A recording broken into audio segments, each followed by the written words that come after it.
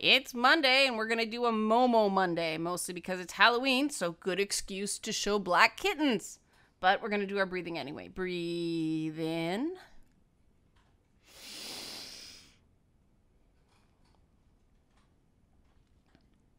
And out.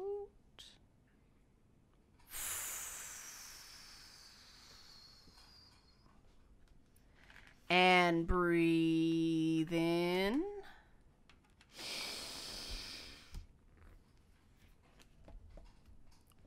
And out. And you see I got Midna here with me. This is real-time video, which is why it's kind of shot crappy. But yeah, she's sitting right by my computer while I'm talking to you guys. And she's so cute, aren't you, Midna? Yeah, so cute. But, yeah, I did, so you know, get a Halloween costume for the Mosef, the Momo. But he's still got that sniffle. And we've got him on a new medication. It's an antiviral instead of an antibiotic. And we're hoping that's going to do the job. But until he's not sniffly, I don't want to subject my cat to indignities. Because the topic today is boundaries. And why boundaries are good and awesome things that make the world better. Right, Midna? Right. Yeah. And this is tied into the ongoing saga that is Feedback Friday. I've been really open with the fact I've sort of been testing new ways of doing things, and this Friday was no different. I experimented with saying, okay, a certain topic was out of bounds. And I gave a detailed explanation why. Some people took as me trying to talk about the topic through the back door. No. For the record, I don't feel like I should just be shutting down discussion of any topic on a whim. I think if I am going to limit the conversation that way, there better be a damn good reason. And so I provided my explanation of why I am too close to a particular topic. It is personal for me. It is, I am not claiming to be the final word on something. I just don't want to talk about it. It's too emotional. And some people took that as an opportunity to attack. And that's fine, because I asked for something, they didn't honor it. It's easy for me to conclude from that they are not showing adequate respect for me to give them the time of day any longer. And I said that if they continue to talk about this, I was just going to ignore them. And the great thing about this is I'm not judging anyone's ideology. I'm not shutting out any particular type of person. It is conduct. It is how people chose to approach a difficult topic, not the topic itself. And I think that's very important. Tea break. But I think that's very important, and I thought about it a lot because I was trying to find a solution that validated my own discomfort with certain conversations.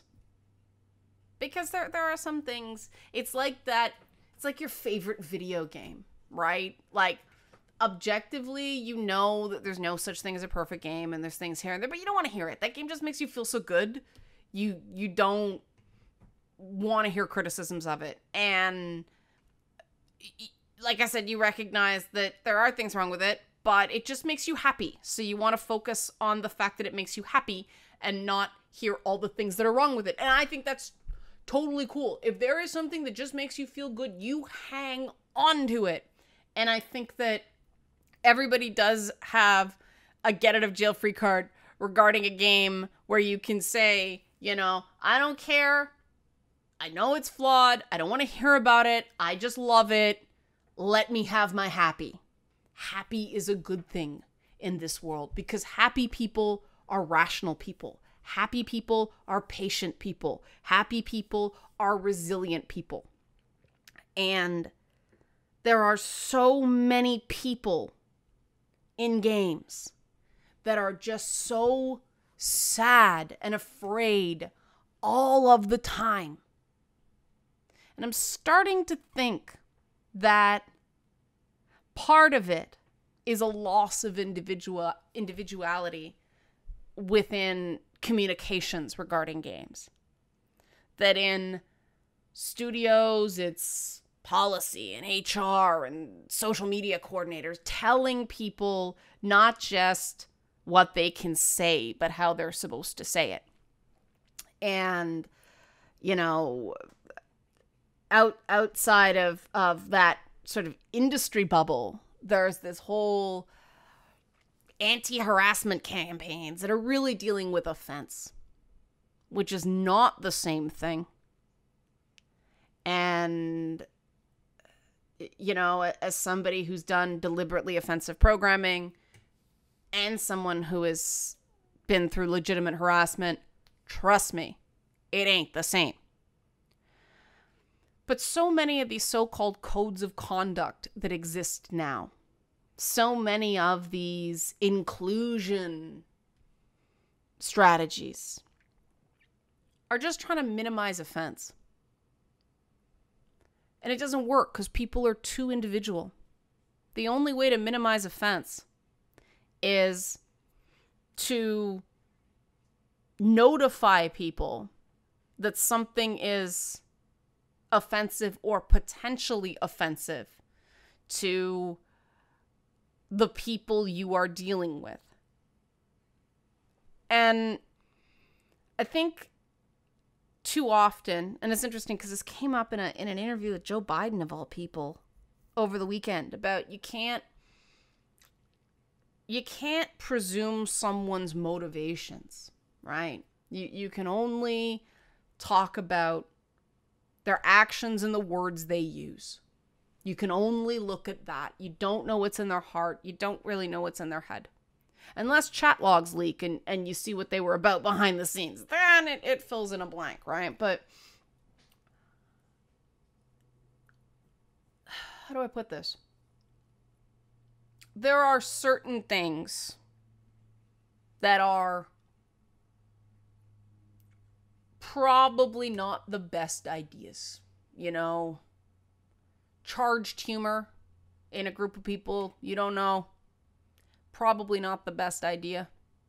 But I'd love to say that's common sense, but it's not. I've seen craziness happen because a lot of gaming is all about, you know, that hey, who in this multiplayer match has the biggest dick? You know, so much of that. And so people, we do have this subculture where there is a greater tolerance for offensive language, offensive gestures, all that stuff, all down the line. And so it does complicate what's appropriate, especially in a company where it's like, you know, there's corporate work environment and then there's gamer culture. And those things clash. And it's really surprising to me how much stuff is cracked down in gaming, because coming from other forms of media, it's way more freewheeling, for better or for worse, in other forms of media. There's a looseness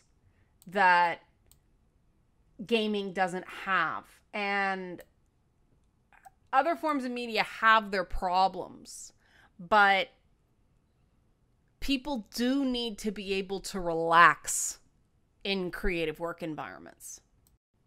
And I think we can all agree that the current state of gaming dialogue isn't healthy. People are too afraid to talk.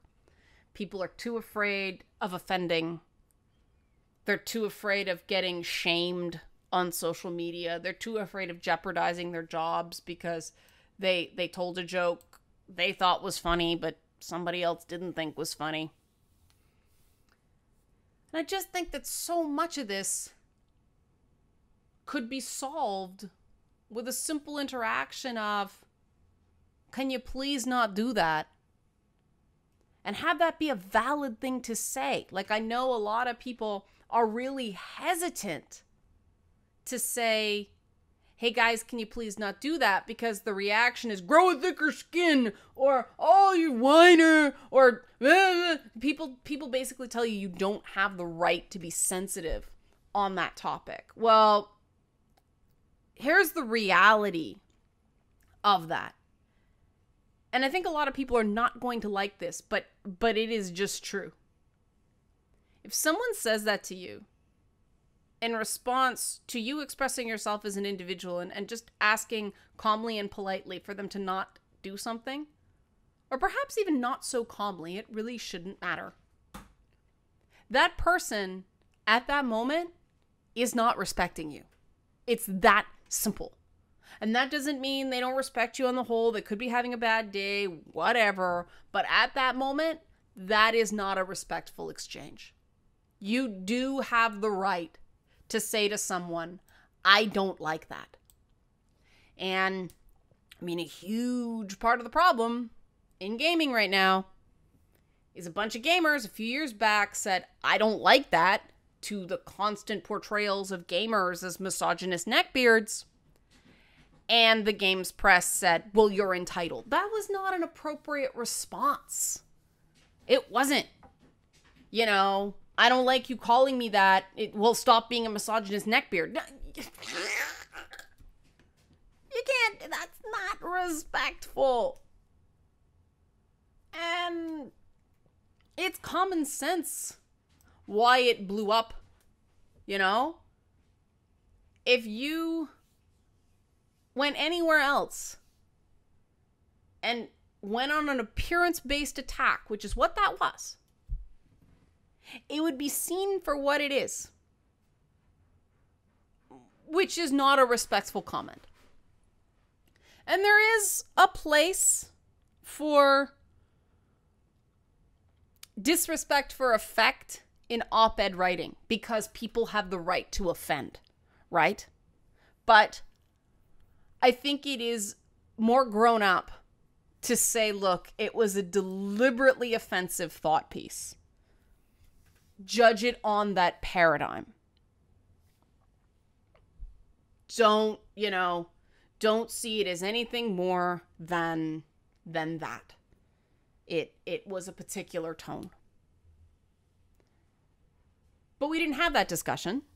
The more gamers got upset, the more the games press went too bad and started heaping all this shame.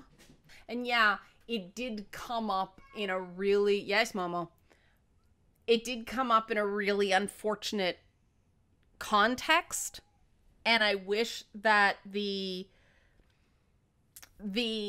two things were able to be separated, but there were no grown-ups in the room, for lack of a better term, to say, like, look, this person doesn't deserve to be harassed because of something that happened in their personal life, but, thousands of gamers don't deserve to feel insulted by their own enthusiast press either. And those two things do not contradict.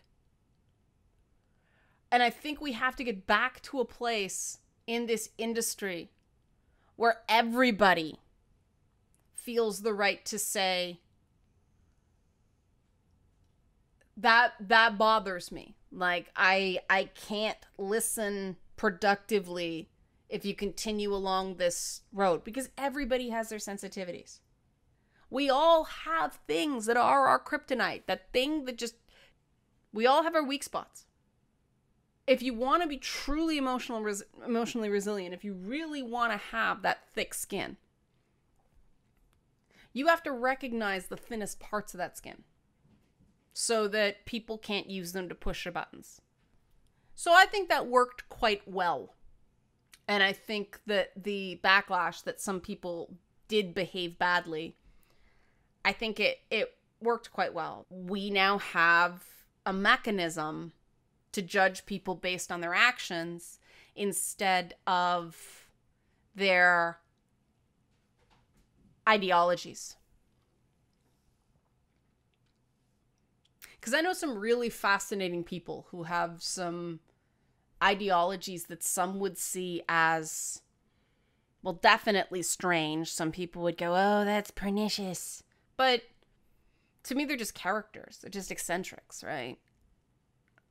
They have no interest in harming anybody. It's really stupid that an interpersonal conflict has to rise to the level of a human rights complaint before anybody will do anything about it. That's just foolish. It's about basic respect.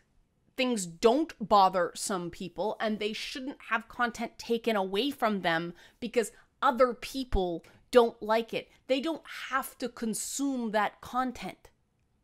And so I think this is a start. So hopefully you'll join me in this one-to-one respectful boundaries. Let's leave it there. Breathe in.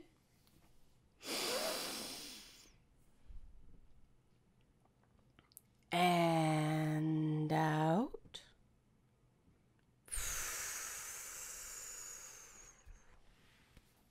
And breathe in.